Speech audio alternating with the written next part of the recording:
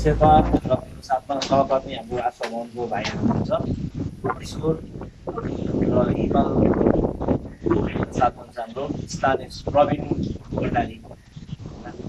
हामी अहिले चाहिँ हामी युवाहरू मिलेर चाहिँ यस संस्थाको लागि चाहिँ आफूले चाहिँ समाजसेवाको लागि चाहिँ हामी लागि परिरहेका छौँ होइन। र हाम्रो भिडियो मार्फत चाहिँ हामी तपाईँहरूलाई यसो जानकारी गराउन चाहन्छु कि हामीले चाहिँ एउटा यो अनाथ बालबालिका तथा वृद्ध बुढापाकाहरू जो चाहिँ दुर्व्यसनीमा फसेको हुन्छ उहाँहरूलाई चाहिँ हामीले निःशुल्क यस संस्थामा खाना बस्दादेखि ल्याएर सम्पूर्ण फेसिलिटीहरू चाहिँ हामीले चाहिँ फ्रीमा उहाँहरूलाई चाहिँ उद्धार गरेर चाहिँ समाजसेवा गरिरहेका छौँ। र यो संस्था स्थापित भएको चाहिँ विगत 15 वर्षदेखि हो, 2068 सालमा। र हामी जस्तो युवाहरूलाई चाहिँ हामी चाहिँ उत्साहित गर्छौँ कि भोलिको दिनमा गएर चाहिँ एउटा समाज कल्याणको कामहरू चाहिँ कसरी गर्ने भने चाहिँ हामीले यहाँ सिकाउँछौँ होइन। र हामी चाहिँ अब यस भिडियोबाट चाहिँ आग्रह चाहिँ के गर्न चाहन्छ भने तपाईँहरूलाई बिन्ती गर्न चाहन्छु ताकि हामीलाई तपाईँहरूले यसरी आफ्नो स्वइच्छाले सहयोग गर्न चाहेमा तपाईँहरूले हामीलाई सहयोग गर्न सक्नुहुन्छ होइन। र अझै पनि कति मानवजनहरूले हामीलाई सहयोग गर्नुभएको छ, हामीको हाम्रो हृदयदेखि नै म तपाईँहरूलाई चाहिँ धेरै धेरै धन्यवाद दिन चाहन्छु सहयोग दिनुभएकोहरूलाई। र कसैले सहयोग दिनु चाहनु न भने पनि ठिकै छ, तर कृपया हामीलाई गाली चाहिँ नगरिदिनु होला, नराम्रो वचनहरू नगरिदिनु होला होइन। तपाईँहरूकै सहयोगले चाहिँ हामीले चाहिँ 15 वर्षदेखि नै यसरी गरिब दुःखी असहायहरूलाई चाहिँ निःशुल्क राखेर मद्दत गरिरहेछौँ। र हामी आशा गर्छौँ कि भोलिको दिनहरूमा पनि तपाईँहरूले यसरी नै सपोर्ट गर्नुहुन्छ भनेर चाहिँ हामीलाई होइन। र हिमा भाइ के भन्न चाहन्छौ तिमी? हजुर, म नमस्ते, मेरो नाम चाहिँ हिमाल गुरुङ पोखराबाट। र त्यही हो, अब हामी पहिला अब यस्तो बिग्रिएर अब लाइफ आफ्नो फ्यामिली गर्छ, तर यस आश्रमहरूमा आएर संस्थाबाट हामीले आफ्नो जीवन सुधार्ने मौका पाएँ। अहिले चाहिँ म त्यही 5 वर्ष अघि भयो यस संस्थामा काम गरेको, अहिले ठिक छु, अब घर परिवार सबै खुसी छ। संस्थाको लागि म धेरै धन्यवाद दिन्छु। यति नै भन्दै नमस्ते, मेरो नाम ईश्वर सुनार हो, म हेटौँडाबाट हालै बस्छु, म गोदरी बस्छु। म चाहिँ अब के भन्न चाहन्छु भने अब यस आश्रम भवनमा चाहिँ अब म बसेको चाहिँ लगभग 4-5 वर्ष भयो होइन। अब जस्तै अब हामी यहाँ जति पनि अब बस्छौँ, हामी बाहिर प्रचारको लागि हिँड्छौँ होइन। अब यहाँ चाहिँ अब हामीले सकेसम्म अब जति पनि बाहिर बिग्रिने हिँड्ने मान्छेहरूलाई चाहिँ हामीले यस आश्रम भवनमा ल्याएर केही सुधार ल्याउन सकौँ भनेर चाहिँ हामी प्रचार गर्दै हिँड्छौँ। म चाहिँ अब त्यति नै भन्न चाहन्छु है, धन्यवाद। र स्थानीय भाइ तिमी? नमस्कार, म प्रवीण भण्डारी, सत्यवती गाउँपालिका 5 गुल्मी खैरेनीबाट। म पनि अहिले यो आशा भवनमा जोडिएको करिबन 2.5-3 महिना भइसक्यो। अहिले एकदम राम्रो। हामी पहिला सबै त्यही नसा खाने, गाउँघरमा सबैलाई दुःख दिने, बुवा आमा लगायत गाउँ परिवार सबैलाई दुःख दिने, दिमागमा केही नसा मात्रै अरू केही नआउने। यस आशा भवनमा आएदेखि एकदम राम्रो भएको छ। अब हजुरहरू पनि कहीँ बाहिर कता जाम कता गएर बसौँ भन्ने जस्तो भएको छ भने मनमा आउनुहोस्, हामीहरूसँग जोडिनुहोस्, एकदम राम्रो छ। अब अहिले हामी एकदम ठिक भएका छौँ। दाइहरू 12-15 वर्षदेखि नै यसमै हुनुहुन्छ, सब ठिक छ, राम्रो छ। अहिले यति नै भन्न चाहन्छु। हस्, नमस्कार। र मेरो नाम चाहिँ दावा शेर्पा। म पनि यस भिडियो मार्फत चाहिँ तपाईँहरूलाई के गर्नु जानकारी गर्न चाहन्छु भने यदि हजुरको पनि परिवारमा आफन्तमा कोही त्यस्तो व्यक्ति जो चाहिँ अहिले यो नसाको कुलतमा फसिएको र आफ्नो जिन्दगी अस्तव्यस्त भएर बसेको कोही हुन्छ नि निराशा भएको व्यक्तिहरूलाई यदि तपाईँहरू हौसला दिन चाहनुहुन्छ भने र त्यस्तो मान्छेहरूलाई चाहिँ तपाईँहरूले चाहिँ सुधार गराउन चाहनुहुन्छ भने हामीलाई कन्ट्याक्ट गर्नु होला होइन। र तपाईँहरू पनि नहिचकिचाइकन आउनुहोस् र हाम्रो आशा भवनमा तपाईँहरूलाई स्वागत गर्छौँ हामी।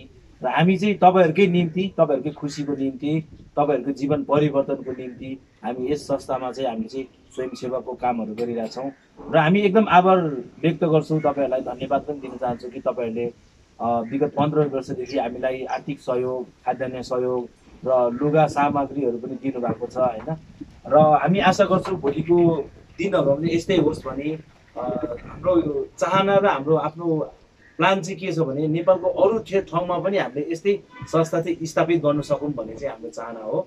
र हामी जस्तो युवाहरूलाई चाहिँ तपाईँहरूले एउटा हौसला पनि दिनुभएको छ यस सहयोगको माध्यमबाट होइन। हजुरहरूलाई फेरि पनि हामी धन्यवाद दिन चाहन्छु आशा भवन परिवारकोबाट। हस् त, नमस्ते। आज चाहिँ हाम्रो अब कपडा वितरण कार्यक्रम भइरहेछ होइन, यहाँ चट्ट आशा भवनमा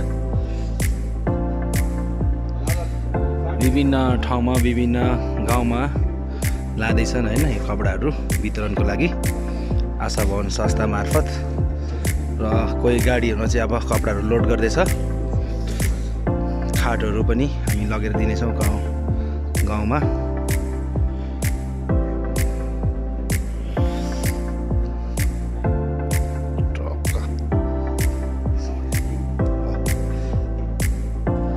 यसरी दुईटा गाडी छ स्टाइल गरेर आएछ।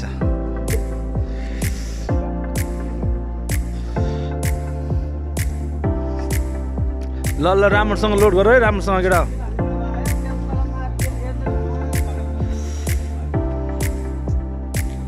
यो सायद डोल्पातिर हो कि कतातिर जान लाग्ला।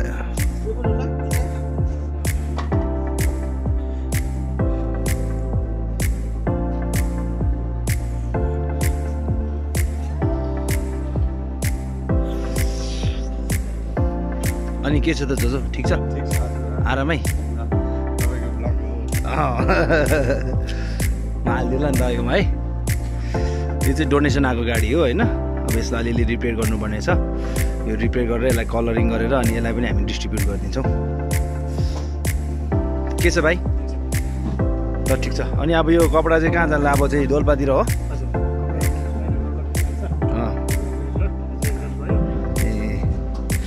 ल ठिक छ। ल तिर लाल्ला हो। यो हाम्रो आशा भवनबाट पठाएको हामीले यहाँबाट दान दिएको, यो चाहिँ डोनेट गरेर पठाएको लुगा हो।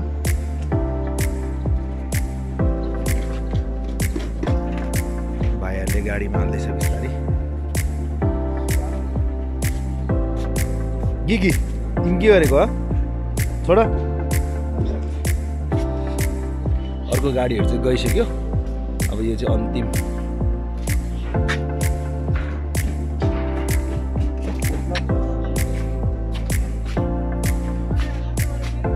यो चाहिँ हाम्रै आशा भवन, हाम्रो संस्थाको गाडी यो चाहिँ मेन।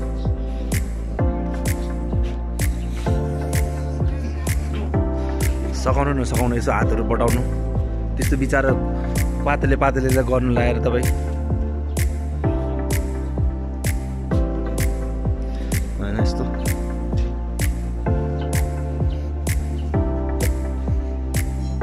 सबै लोड गर्दैछ।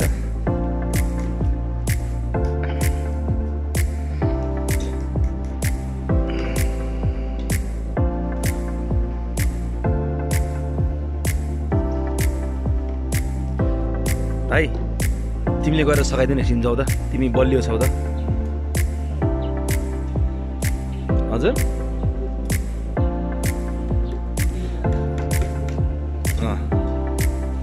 अनि के छ हाम्रो समुदाय, ठिक छ?